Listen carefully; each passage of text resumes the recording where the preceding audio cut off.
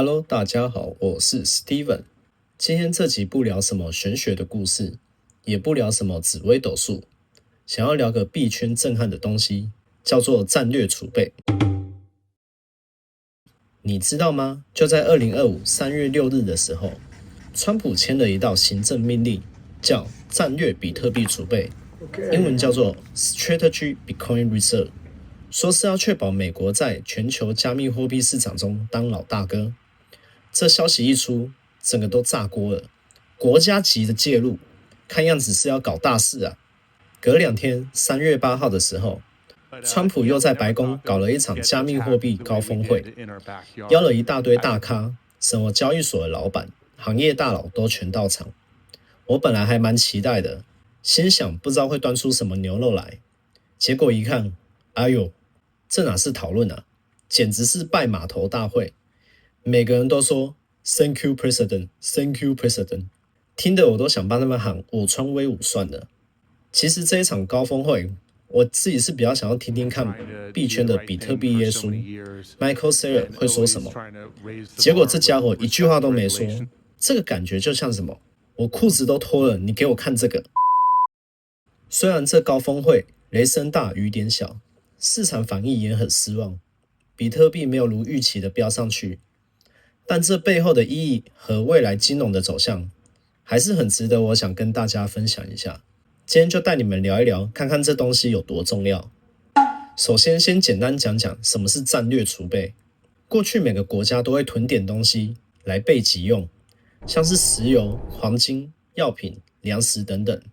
说白了，就是当国家遇到紧急状况的时候，就是一根救命稻草。危机来了，可以稳住经济，救民生。比如美国的战略石油储备，能防能源危机；而黄金储备呢，传统教科书上说是用来抵抗货币贬值，支持货币价值。但你有没有想过，比特币这个当年被台湾媒体贴上诈骗、洗钱标签的玩意儿，现在市值都是用兆在计算的，居然也能成为国家的战略储备，是不是世界的变化有点太快了呢？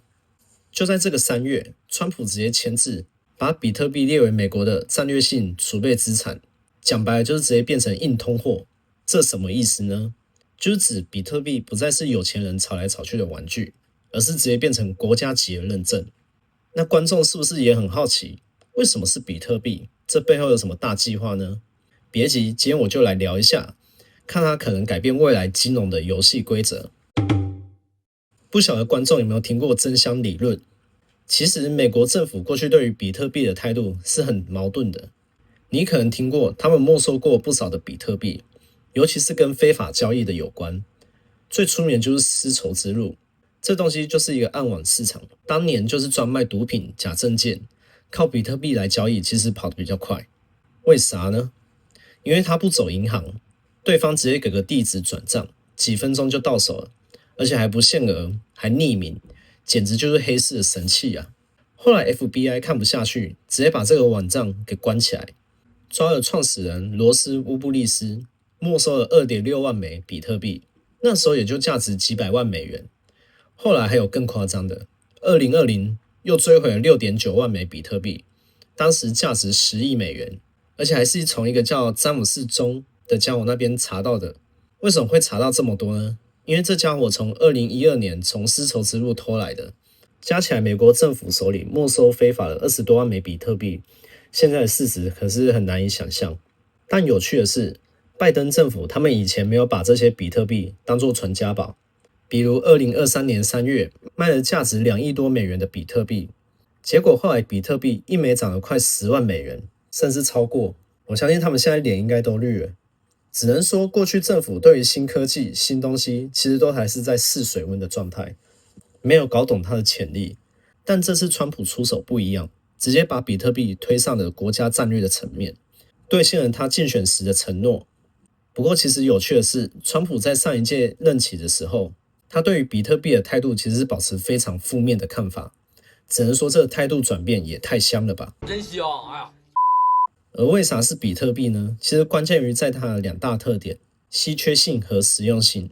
它的总量就是2100万枚，游戏规则就定死了，其实比黄金还要稀缺。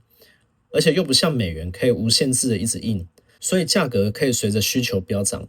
就像联准会鲍威尔说过了，黄金是跟比特币比较起来的，再加上它去中心化，没政府能管，还24小时跨境处理，这在危机时就是个大 bug。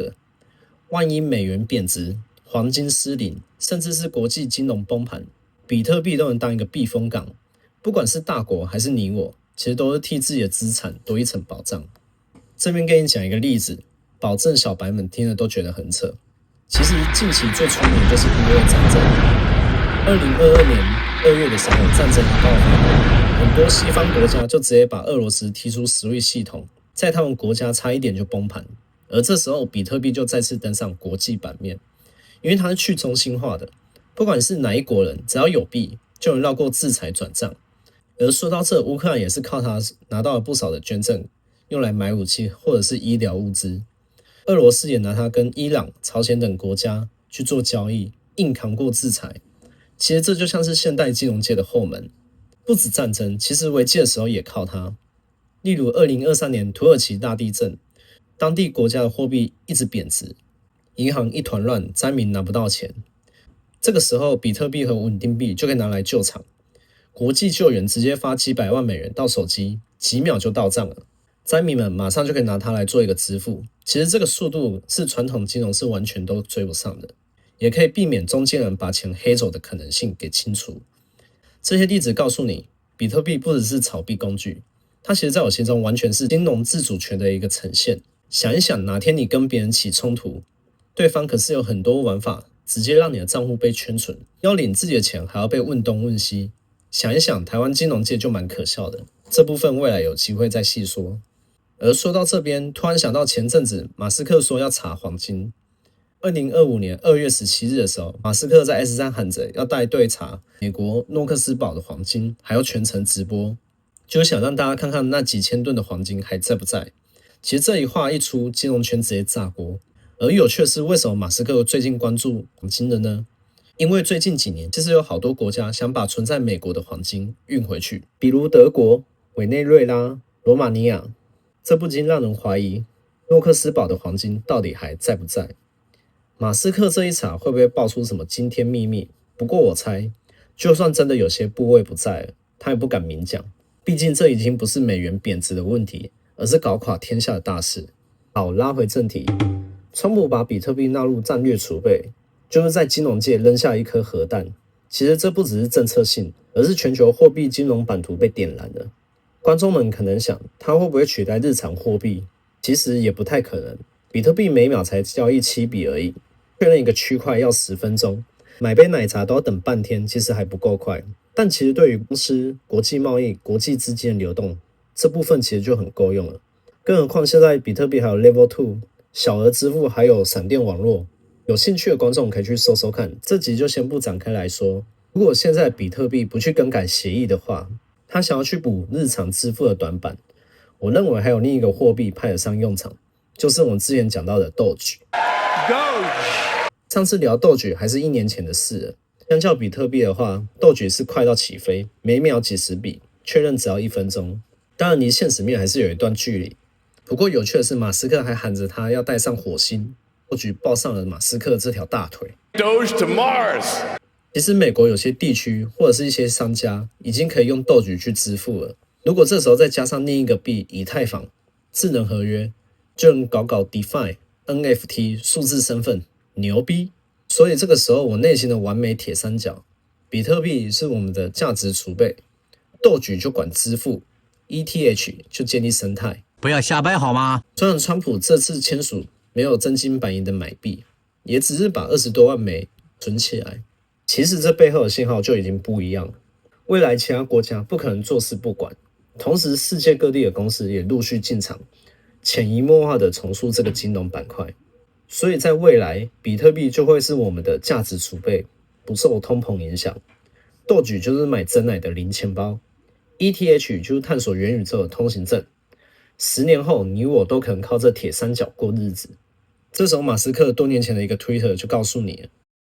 你怎么看？最后有一个市场阴谋论，川普希望降息救美国，但老包不肯，就把经济再弄烂一点，逼他。如果真的爆掉了，还可以怪罪他，不觉得很完美吗？ Sound fair enough?